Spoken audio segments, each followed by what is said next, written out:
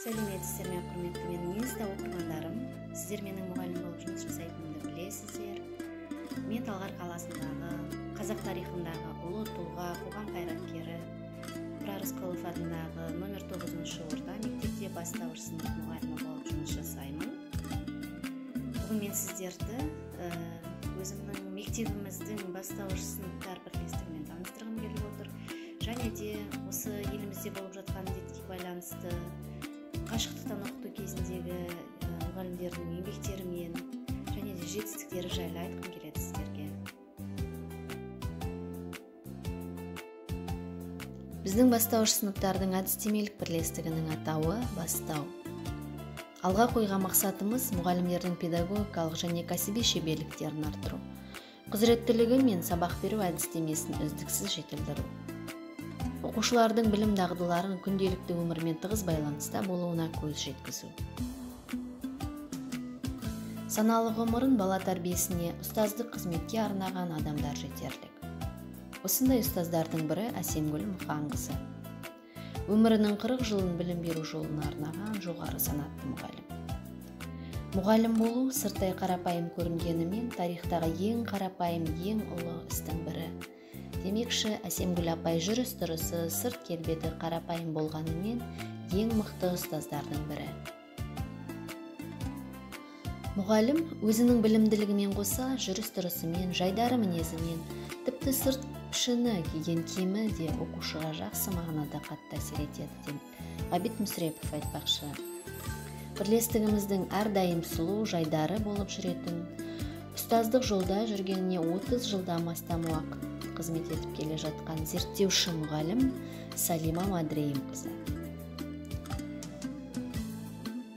Өзіңді қарапайым жылы лебізіңмен сыйлата білмесең, құр қаталдықтан түк те шықпайды деп Лев Николаевич Толстой айтқандай, өзіңнің жібектей мінезімен оқушыларына сыйлы болып жүрген Сәуле Кенжеғазықызы.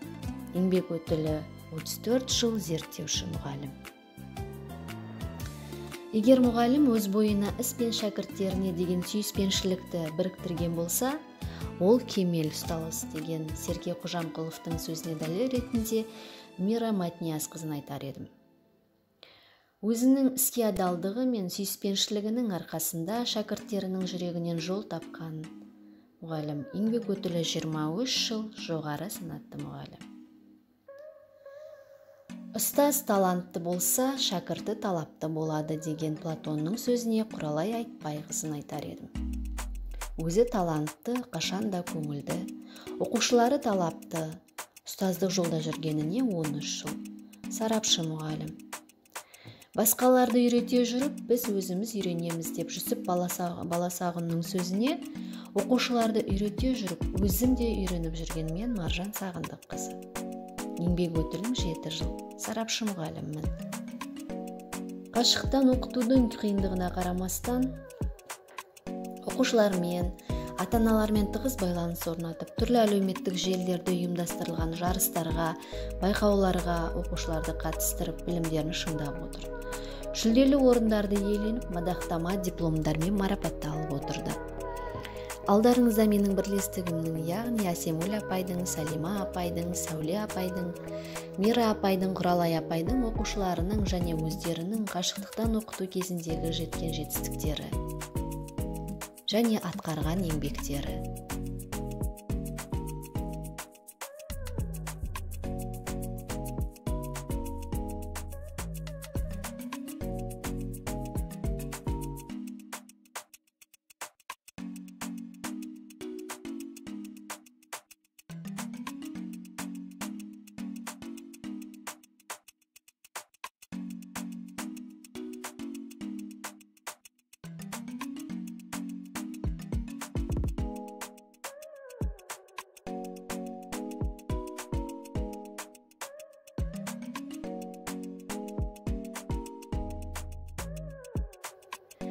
Әріптестеріміз жаңа ғасырдың жаңашыл ұстазын қалыптастыруда, жаңа технологияларды, жаңа әдістерді қолдануға тырысады.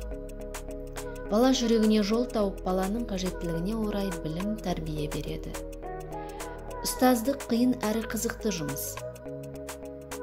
Жұмысымыз қаншалықты қиын болса да, соншалықты көңілді әрі қызық.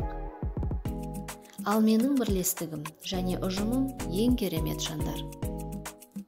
Мінекей менің құрметті инста оқырмандарым, бүгін мен сіздерге өзімнің бастауыш сынып бірлестігім жайлы айтып отырмын. Ендеше менің инста көрермендерім, инста оқырмандарым, үлпілдеріңізді басып пікір қалдыруды ұмытпаймыз. Назарларыңызға рахмет.